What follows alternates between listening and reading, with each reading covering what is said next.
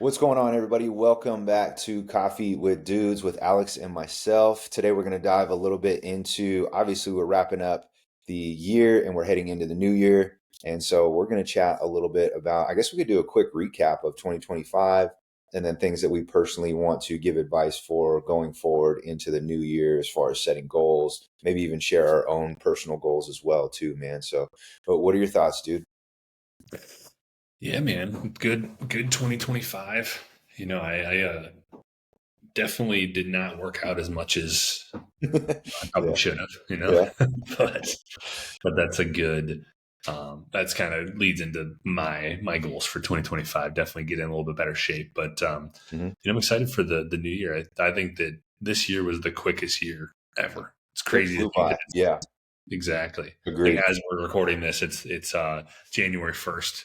We're in 2026, and I think that the big thing we want to talk about on this podcast is not only the like our goals and our plan of attack, but also just for this is the time of year where a lot of times people are setting their New Year's resolutions, which is good. Like good to like have goals to go at, but I think it's important too to dive into the fact that we don't need to go crazy. And Yeah, this is kind of a huge topic of discussion on the podcast is that a lot of times people set these goals that are good, but the way they go about achieving those goals is why rarely do people make it to February in their New Year's resolution, right? yeah, And so, what do you kind of think about on that side of things?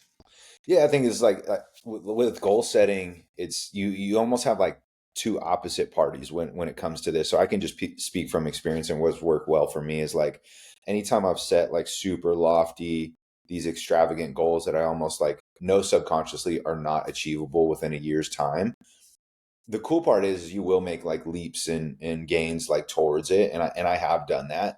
But I've created goals that were so lofty that they almost worked like opposite. They almost deflated me a little bit, and so I can Yeah, just like speak from personal experience where I'm like, dang, yeah, that didn't happen, or that didn't happen, or that it didn't work out the way I anticipated it to.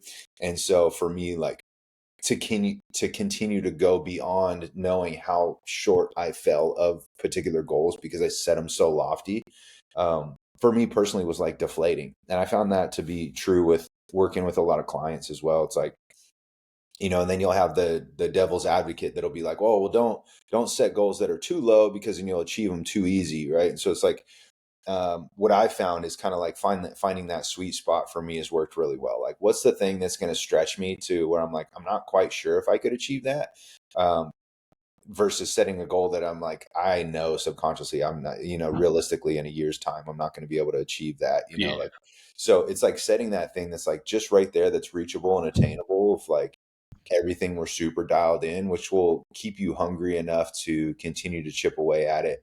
But I think what's most important too is not just like one end of year goal. Like that's really cool too, but being able to what's super helpful for me is to like chunk that into pieces, whether it's quarters, whether it's monthly, whether it's weekly. That's a much better strategy that's worked for me, and it feels more achievable, and it feels like you have this sense of progression versus like when you get to the end of the year and you're like, did I achieve the thing or not? And if the answer is no, you feel like super deflated, even though you could have came like leaps and bounds from where you started the beginning of the year at. So for me, it's like one of those things like you can set lofty goals and you could do that, but just what's super helpful is chunking it down backwards and just going like, okay, well, what can I do today? And if I miss, on the ball this week, like what's something that'll allow me to get right back into rhythm and right back into groove to feel like I didn't even miss a step. And so I think it's really important to set goals like that versus like goals that are like, you almost maybe split them in two different categories, right? Like I think that's probably the most beneficial because I don't want to say, hey, don't shoot for the stars and have these super lofty goals. But it can be, if you're like me, it can be super deflating where you're like, oh man, I'm not even close to where I thought I was going to be. And so you feel super discouraged. And so your ability to continue to keep going is super difficult. And that's yeah. what I found.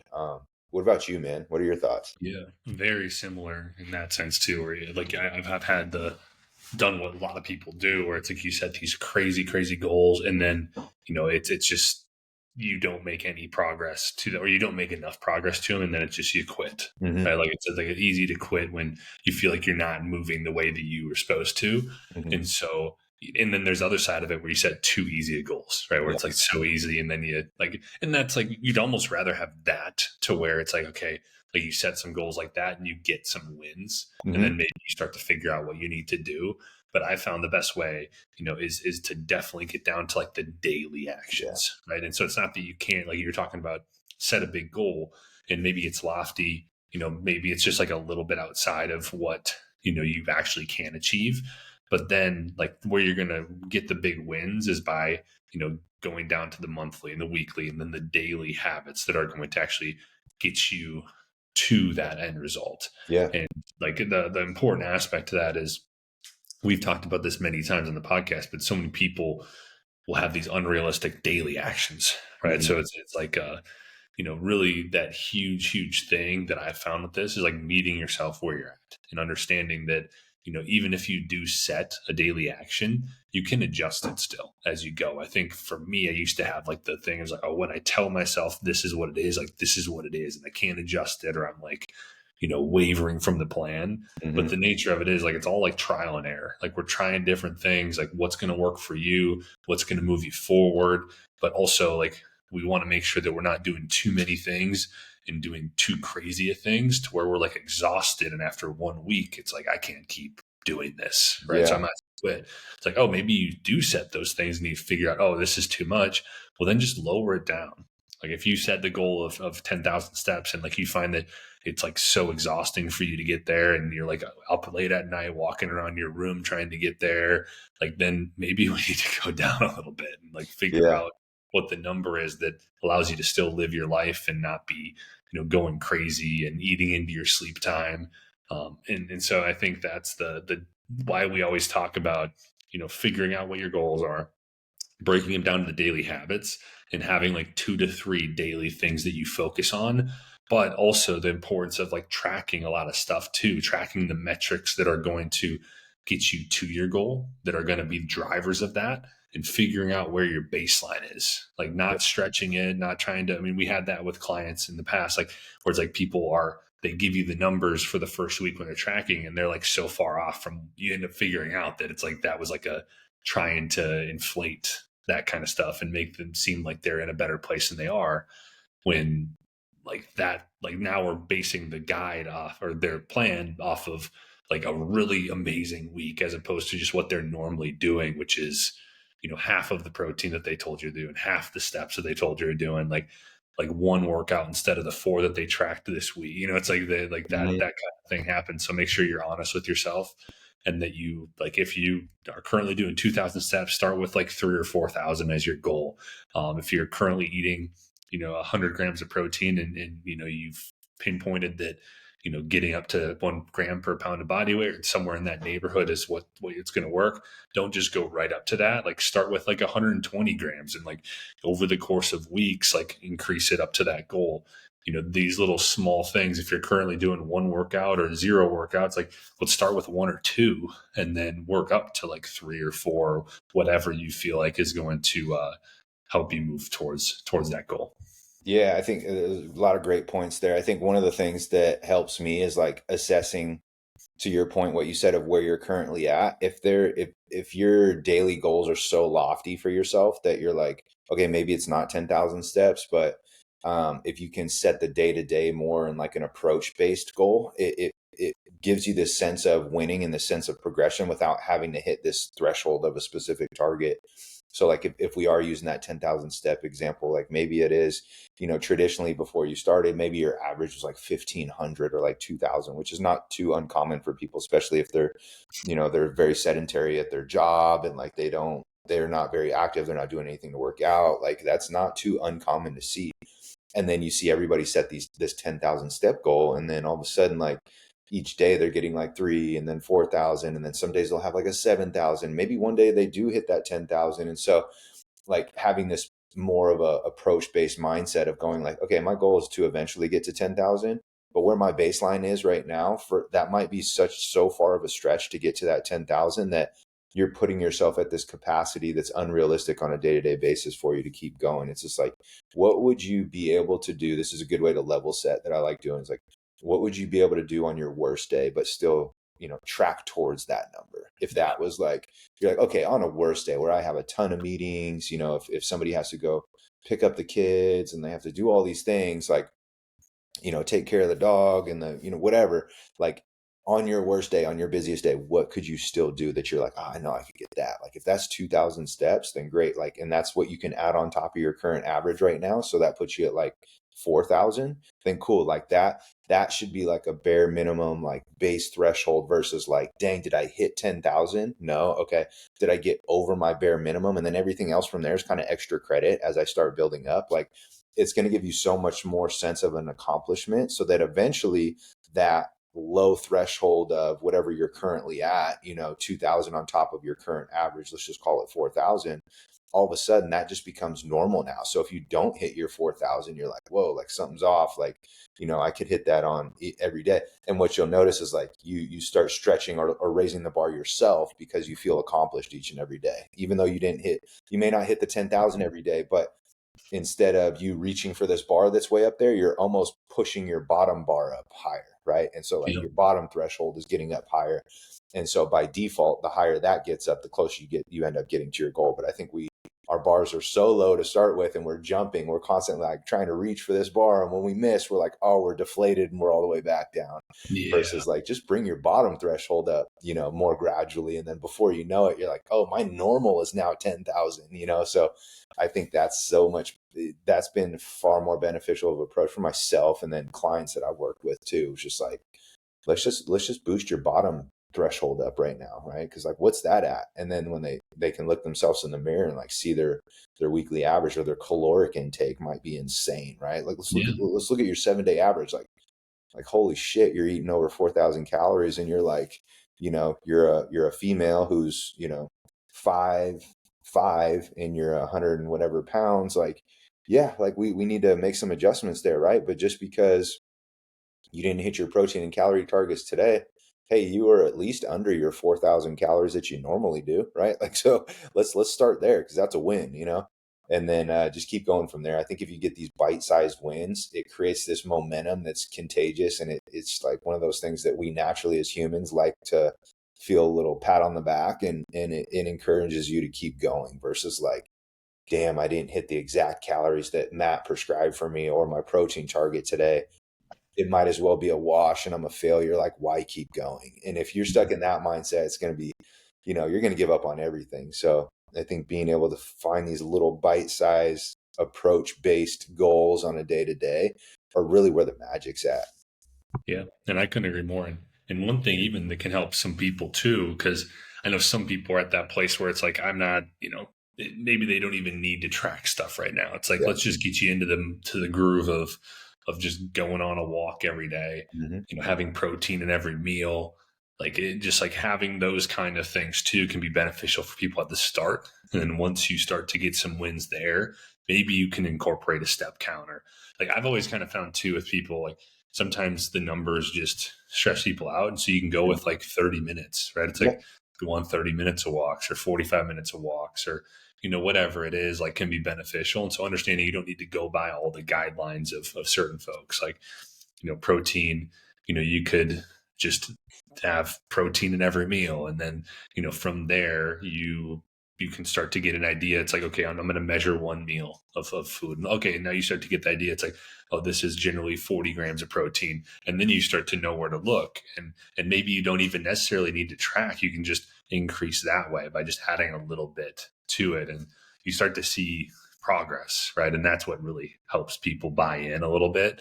And so I think that's kind of an approach that some people do need. Is like, you need to just like just do some more things, like just move a little bit more and eat a little bit more quality foods. And then you start to see the goals that get closer to those goals. And then you get the buy-in, and then you can start to get a little bit more, like nail those things down a little bit more with maybe like actual numbers that are going to help you create a calorie deficit, like in an actual like calculating way. Yeah, for sure. Absolutely. I think the biggest part is like, what's your commitment level and your ability to show up consistently for yourself day to day? And like, whatever that is to start with, that's what it is. Maybe it's just like, getting up to go walk for 10 minutes here and there, like maybe 2 to 3 times a day, like whatever it is. It's got to be just a little bit more than what you're doing now versus like stretching yourself so far uncontrollably that when you fall short, you're just like, cool, I did it on one day out of 7, but that's because I like scratched and clawed to get it. And it's like, well, if the name of the game is about being consistent and showing up, the more consistent you are, the more likelihood you are to compound those efforts that are inputs to be able to yield the output. And we know that's the game. What we put into it, we'll get out. It's like, okay, well, if I just put one great day in and then the next 6 days I just shit the bed, it's like, well, what's my output going to look like if I do that, right? Like it's very minimal. There's not a lot of input there. So you're far more beneficial to putting, average or middle of the road, inputs, but you're doing them each and every single day because those eventually will add up. And so I think if people take that approach, they'll find that this year, hopefully, that they can stick a little bit longer to their goals if they've been somebody traditionally who has kind of just given up after, maybe not even made it through January. Yeah. No, I love it. And what do you say we end this one just by, what do you got goal wise? Like, do you have any like fitness goals for the new year that you're going to be going at here? Yeah, man. So I'm doing a High Rocks in February, like mid to end of February. It's going to be in Vegas, which is cool. So me Mhm. and a buddy signed up for one. And so it's changed my training quite a bit. And so you mentioned like time based. I've been strength training, which is great, but like if you're not familiar with High Rocks or if somebody's not familiar with High Rocks, there's a lot of running in it. Like if you look at the top guys that are, really, really good at High Rocks, like they're runners flat out. Like, yeah, there's sled pushes and there's sled pulls and there's, farmers carries and there's wall balls and like there's some strength movements in there, but in between each one of those movements, there's a lot of aerobic work, a lot of aerobic based work. And so I have is supplementing in with my strength training. I've been doing more hit style training, but then also increasing my aerobic capacity. So that means like very simply starting out jogging at a conversational pace, zone 2 running just for 20 minutes. The goal is to stay moving for 20 minutes. I don't care how far I go, so I have to build that base and that foundation. So when you said like, instead of setting a target for a number, just do a time based one. And then however far you get, or whatever you do. That's exactly what I'm doing in my training right now, right? Like just starting basic. The goal is to get an hour on my feet consistently at an aerobic pace in a week's time. And then I'll just, however I choose to break that up, I break it up. Right now I'm just doing 3 times a week at 20-minute sessions. And then I'll kind of just increase accordingly based on that and how I feel and how my body's responding. But yeah, man, just keeping it simple, short, digestible steps. So from like a physical side of things, I know that's going to be a quick goal here, right in the beginning half of 2026, but training wise. And then I would like to, beyond that, I would like to continue to have some more, heart rate based work in there as well. I've traditionally just loved strength training, which is great, which is Yeah. phenomenal. But I've noticed I've kind of got away from like more of the running or hit style workouts. And I think there's a time and a place for them. And I think from a health standpoint, like I was almost going too far on one side of just like doing strength work only, and just Yeah. walking, which was great. But I've kind of just missed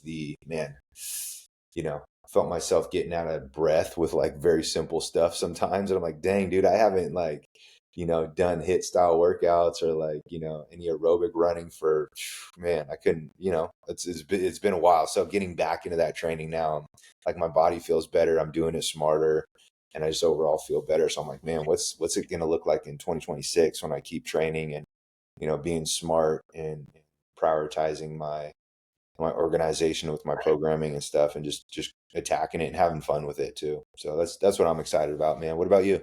I like it, dude. Mine's pretty simple. And so I'm gonna get back to three full body workouts a week. And Nice. then I started doing boxing actually this Oh, last, sick. Yeah. like in December, like a boxing class. I went to 2.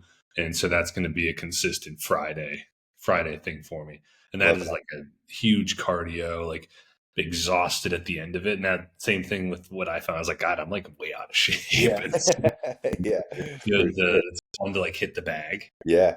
like That's get a great lift cardio. boxing. Very good cardio, and it's like so tiring, but I feel so good after it. Yeah. And it's incorporated. There's like abs incorporated to the workouts that we do, and like different other things. And so it really ends up being like a full body workout at the end of it.